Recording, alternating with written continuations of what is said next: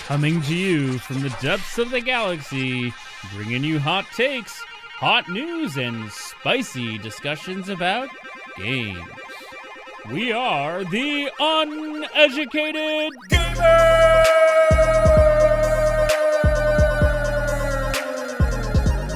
This episode is brought to you by GalaxyGameTV.com and Shipping Shield, creator of the cardboard top loader alternative, environmentally safe shipping card protection made in the USA. Go to ShippingShieldUS.com for more details. What's up, gamers? We are back with the Uneducated Gamers Podcast. I'm Chris. I'm Michael. And today we got a very, very spicy episode today to talk fun. Well, is it really that fun? No, it is not. I mean, the rising cost of things, electronics starting to look deep into our pockets for money to say, give me more, give me more. You know how much I love spending money. It's my favorite. I am not a cheap-ass tightwad. I mean, isn't everyone? He says with Magic the Gathering and Warhammer models in the background. Yeah, right. If you guessed it, we are talking about the ever so massive, crazy topic of rising RAM costs, which is impacting just about everything in the world. And hooray for DRAM shortages and consolidated silicon manufacturing. Yeah, and AI out of control with the whole need for RAM, right? I mean, just the fact that what we're recording on right now uses AI tools, we are causing the rise of RAM prices doing what we're doing. This is my fault specifically. It is. I've done this. I can't believe I've done this. Yeah. It is your fault, Michael. You ever seen the memes that's like, this is why your electricity bill is doubled, and it's like an AI-generated cat like playing the flute or whatever? Oh. So, all right, let's just get right into it because I think there's going to be some hot debate here. There's going to be some hot kind of takes that I really want to get through and not take 6 hours. So I'm gonna do a mini prediction, be like, nah, there's not gonna be any hot takes here. We're gonna be largely on the same page. I don't know, man. This whole all right, let's start from the beginning because I think it really is important to start with the setup for us to kind of really get into sort of the root of a lot of different things, right? And so as we've seen, we've seen so many videos and different people and different articles talking about it. We got all these different channels talking about it. Like RAM is getting absolutely stupid crazy. And we're talking about in a lot of cases double the price of what it was just last year, right? And we could talk about it being tariffs, we can talk about it being inflation, but really AI is driving a lot of the reasons for the RAM prices of going up. I mean, unless Mike, is there anything else that I think any of us are missing that you think could be causing? I think AI is spearheading it, at least right now in this exact moment. AI is definitely the spearhead. I think there's definitely like a Spice 8 rack PhD thesis level discussion to be had about all the geopolitical factors that are going into it. Genuinely though, it's a lot, but tariffs is part of it. The world geopolitical place where economies don't trust each other anymore is part of it. The fact that 90% of the silicon in the world is manufactured in Taiwan is part of it. There's a lot going on. This particular hike in the last month or so is definitely because AI data centers are greedy. So if you had to put a number on it, right? Let's talk seriously for one moment around the percentage of the cost that is of the rising. What would you say at a percentage scale, your perspective? I would just like to disclaim that I do not have a PhD in social science or economics or politics. I mean, do we have to qualify that with the name of the podcast? No, you're right. We are not, in fact, Spice 8 Rack. We are the uneducated gamers. So, 20%. 20% contributed to AI. Yes, I think, oh, no, maybe 50%. I wouldn't go any higher than 50. I think that there's too many other factors going on, and AI is the biggest one, at least the most obvious one right now. I'd say 50% is AI. I would agree. I think it would be at least 50%. I do believe, again, to your point, where some of these chips are made and the import cost that comes along with that. I definitely don't want to get into the political side. This is not what this podcast is about. But I do think there are some of those economic factors that do go into that, right? And I mean, just the fact of the difference in inflation today compared to even 2 years ago, I definitely believe takes a huge role in that. And I think that's one piece that I think some of those so quote unquote experts around, the RAM industry, I think conflate a little bit and don't really talk about that component too much of it playing a role in the cost change of RAM. But I do think that AI is certainly at that 50% clip. But I guess the question that lies with me is, why wouldn't chip makers look to increase production to go to that demand, as opposed to the inflationary cost of RAM it is? Because the reports is none of these chip makers are going to increase production in 2026 or in the future. I do not have a PhD in economics and finance, but a lot of it, I do have some experience working in manufacturing, at least as an engineer, and I can say probably with confidence that it does just have to do with worry about overproduction. I think it's pretty obvious that AI has been in a bubble. I think it's pretty obvious that this is not financial advice, that this current spike in DRAM usage is probably not going to continue over the long term, and they just don't want to be stuck with overstock. I think that's exactly what that LTT video we were watching said as well. Yeah, I mean, I would agree, but I guess, and I think about supply and demand, and we've talked about it in the past for things like Magic, right, or other things, right? Like supply and demand really change over time, and if there are trends that the demand is high, oftentimes you will increase a certain percentage. It's not generally a tremendous amount, but you would usually trickle up maybe a 5-10% increase to account for that, to again average the market out, right? Because market conditions remain an important and volatile part of consumerism when it comes to buying things and businesses being able to sell them. And I think they've done that. Look at Nvidia and Micron as the examples where they have decided to pull out of the consumer production market, at least in the time, for the time being, and rather reallocate those resources to supplying to the big AI boom, where people are just paying money hand over foot for parts. Yeah, that's fair. Speaking of Nvidia, and this is not directly to the RAM related conversation, but it's actually very similar, just a quick offshoot. Did you hear, and again, this is breaking news as of the last 24, 48 hours, Nvidia is re-releasing the 3060 cards? I'm not surprised. 3060 was a great card. From what I stand, there's only marginal improvements for 40 and 50 series, and they'd much rather take those newer parts and give them to Microsoft. So I guess my question to you, and based on thinking of manufacturing, because if I'm not mistaken, the 3060 cards used lower chipsets. Yeah, it would be, obviously it's going to use an older SKU or an older generation than the 50 series. But I don't think it's remarkably old. But I guess so kind of to bring that back really quick. So Nvidia remaking the 3060 card, right?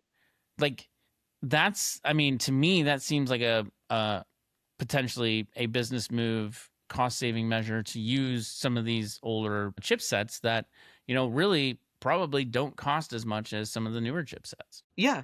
Well, and think about it this way too. I'm running a 3060 Ti in my machine right now.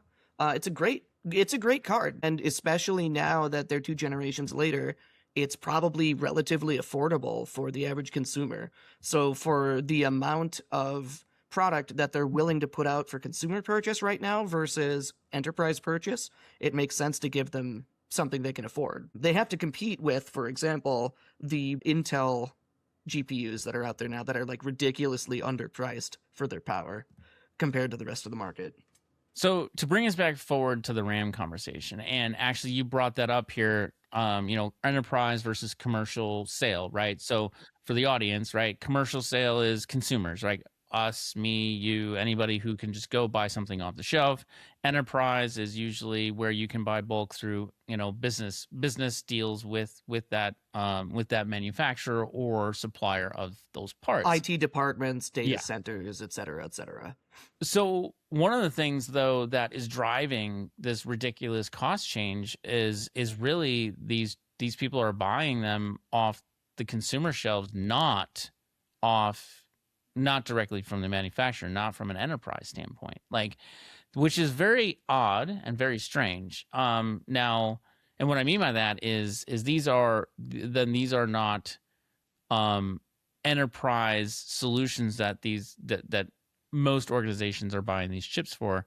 It's, whether it's small business or somebody at home doing a bunch of stuff, like AI is getting crazy for a lot of people from a RAM usage standpoint. So I think there's 2 factors here, right? The dual factor is there's the enterprise level AI that is being used and being applied to, but then the largest spike that is being reported is on the consumer side, and that is what's really driving the price, because the demand is so high on the consumer side of it and the supply is lower because everybody's buying it. You then have less on the shelves for someone to buy. Yeah, I'm not 100% following what you're saying as far as the demand, because the what it comes down to is DRAM chips, like the actual like black box that's being soldered onto your board. Those are being allocated to AI processing machines rather than manufacturing more off the shelf RAM that you or I would buy from like Amazon, off a PC part picker or whatever. True. Where I was going there was, yes, that's the enterprise side of it, right? That's, manufacturers and those kinds of departments. But the consumer spike on the actual chips, like not the chips, but the sticks, the memory sticks, right? Gotcha. Those are skyrocketing as well, and primarily because it's not the enterprise side that's driving that cost change. It's actually the fact that small businesses and consumers are buying more RAM for consumer use and grade AI servers in their home. Maybe. Does that make sense? I mean, there might just be people buying it up because there's a shortage, right? It's just like toilet paper during the pandemic, right? People just buy shit. I just got some DDR4 RAM in my bathroom. Charmin brand DDR5. But the other part of it, when did DDR5 officially release? It wasn't that long ago, was it? I would say it would be within the last 2 years. DDR5 SD-RAM was officially released on July 14, 2020. Oh, so it's been out. DDR5 as a RAM generation has been out for a while. I don't know if I've seen it be as popular in consumers until the last couple of years, though. And I wonder if that's part of it. Like, people are starting to oh, I would like to go from DDR4, maybe even DDR3 RAM sticks to DDR5. Suddenly, though, there's a shortage, so now everyone's panicking. But I know many people who have been dabbling with AI at home, and they're building their own LLMs within servers. A lot of that has gone up, right? Consumers actually doing that kind of stuff, right? Especially with what's the open sourced Chinese project where you can run your own. I'm blanking. It's is it DeepSeek? That sounds like familiar. it's That sounds DeepSeek that's familiar, yeah. open source. Yeah. It was like a Chinese project that Yeah. they said, Americans, we Yeah. can make this cheaper and faster, and they did it.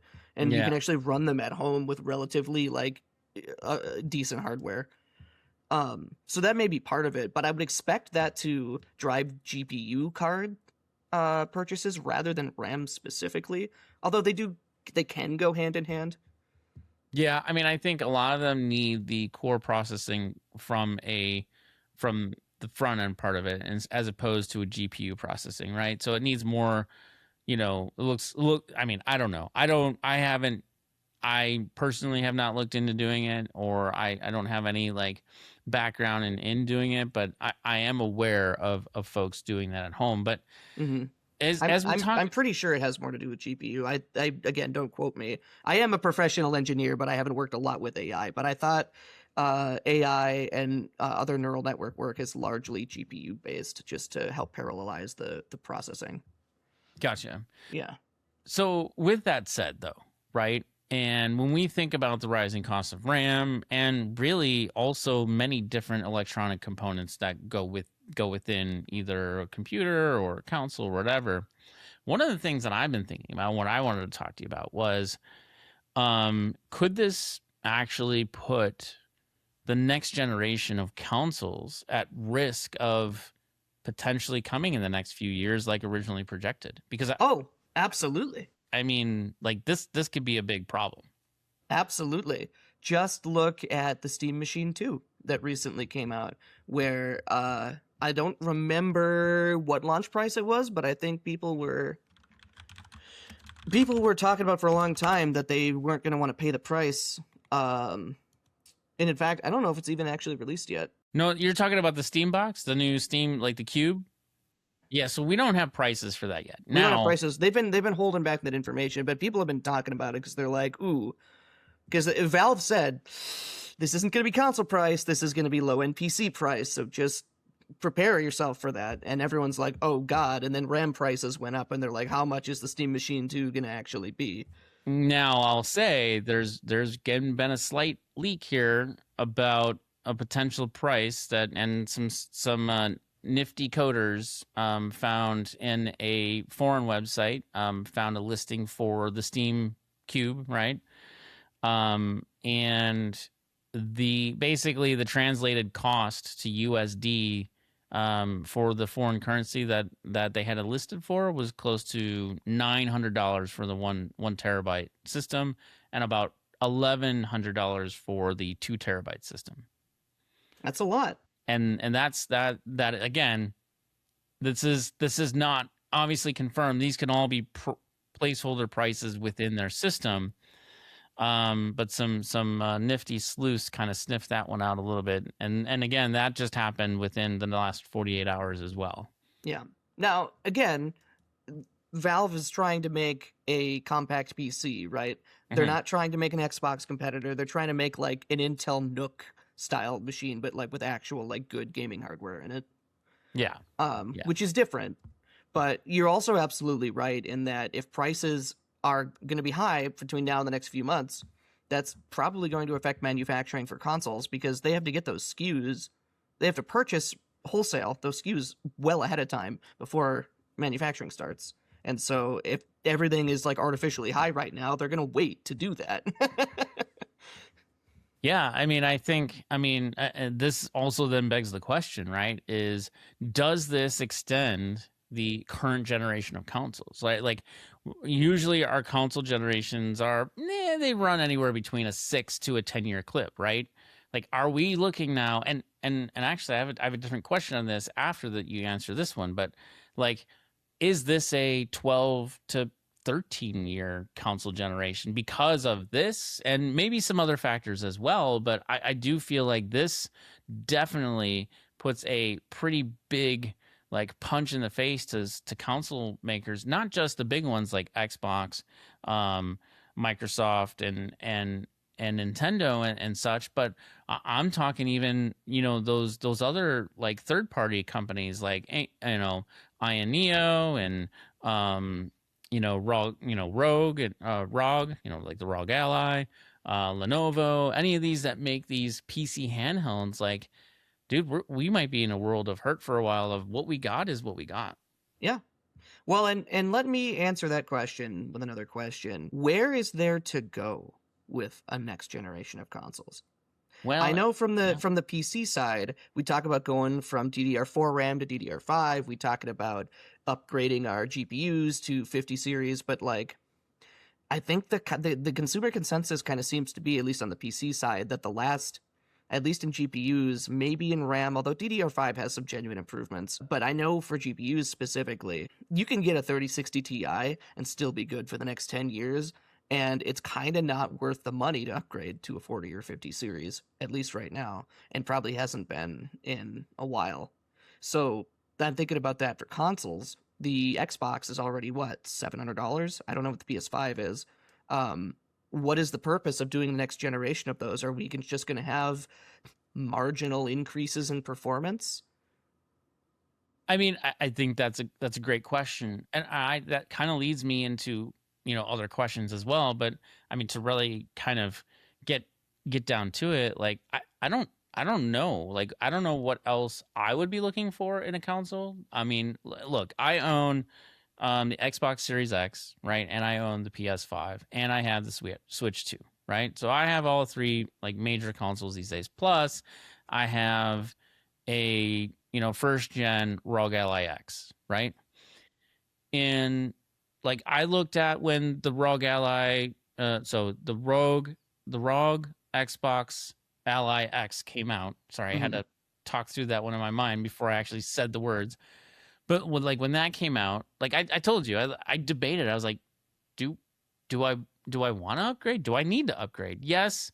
Does the battery life stink on that one? Absolutely. But I guess the question is, I looked at myself and I said, well, I don't actually go and I don't use that on the go in a way that would say I don't have access to a plug. You know what I mean? Yep. And I don't mind plugging in. I don't care. In fact, when it's plugged in, you get better performance when it's plugged in than when it's not. And I'm always looking for that better performance when I'm gaming, right? Yep. So no, I don't dig too deep into necessarily like console generation upgrading. We've got another episode we got to film for that. Yeah. But I want to bring it up because price. The focus on this episode is price, and price matters in that decision, right? From the consumer side, people were already not happy with how expensive this generation of consoles were. Agreed.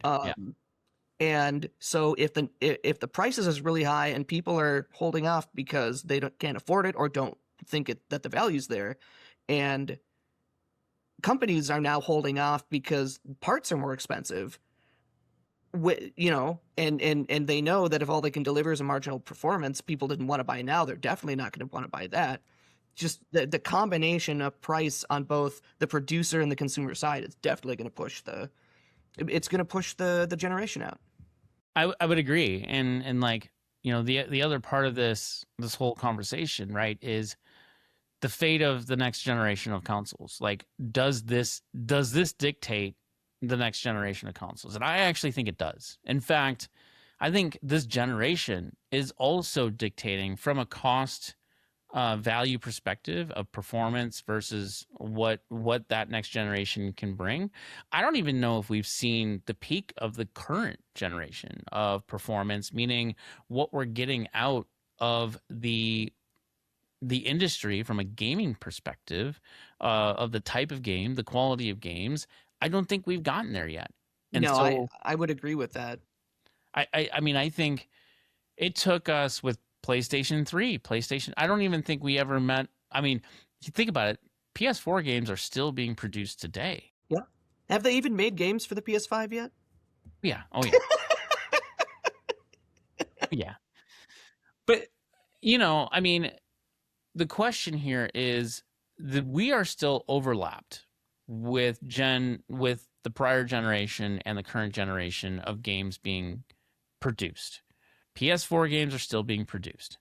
Xbox One games in some cases are still being produced. Switch One games are still being produced, even though their perspective next generation already exists.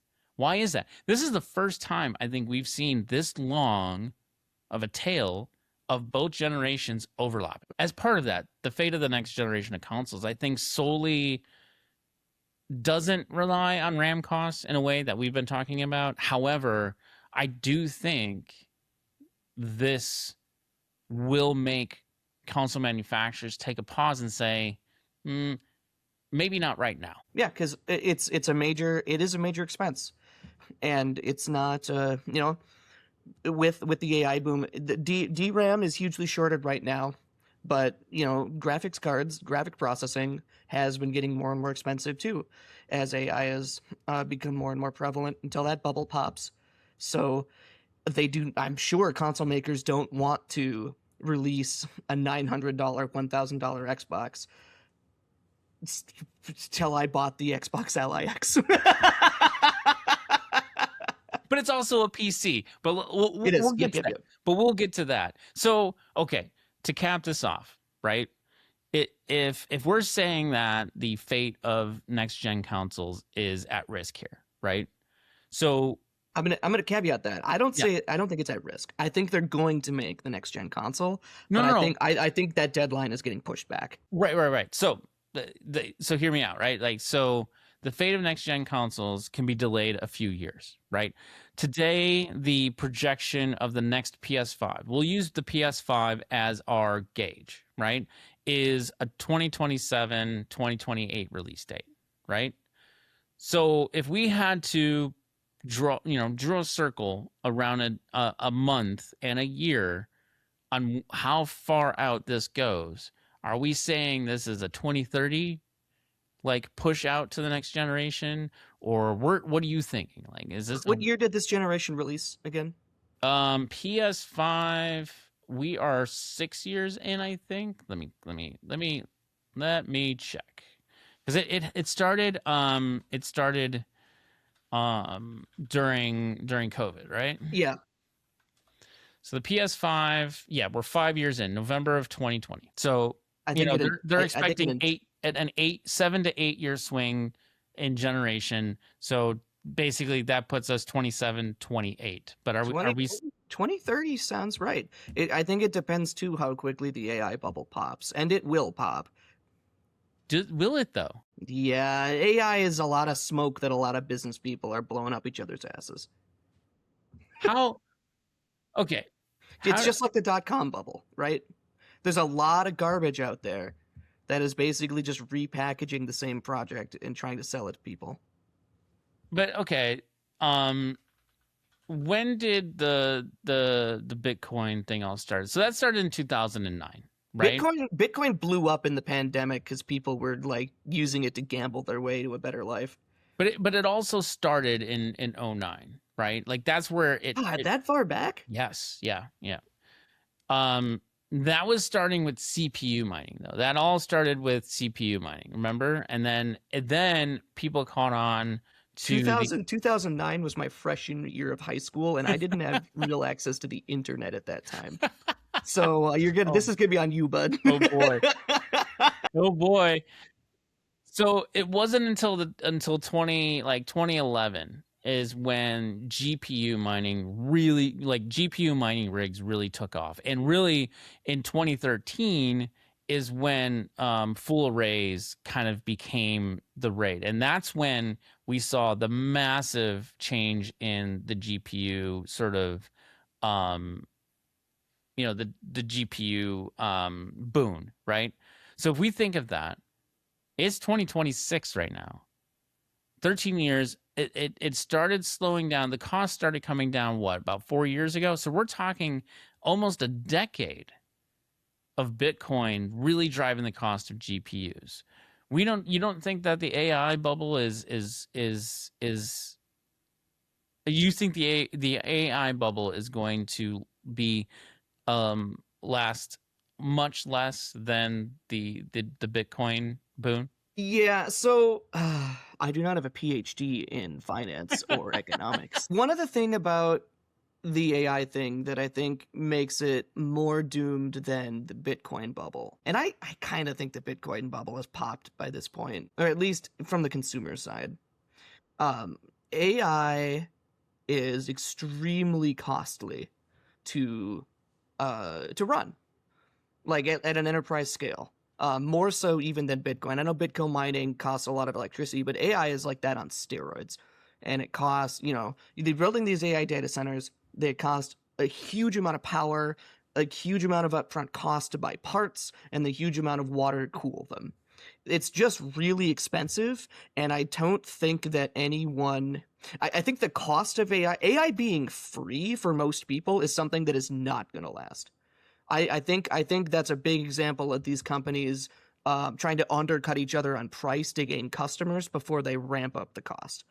And I think once that happens, they have to recoup their cost at some point, and that's going to be the first part of the downfall. I think is when people finally have to pay what it actually costs to access these tools. And Bitcoin doesn't really have that same problem. Okay, so then final prediction. Then we already predicted next gen consoles going to be delayed probably a few years, right? 2030 sounds about right? AI bubble. What year? If you had a circle, year and a month. Now maybe just a year. Doesn't matter a month.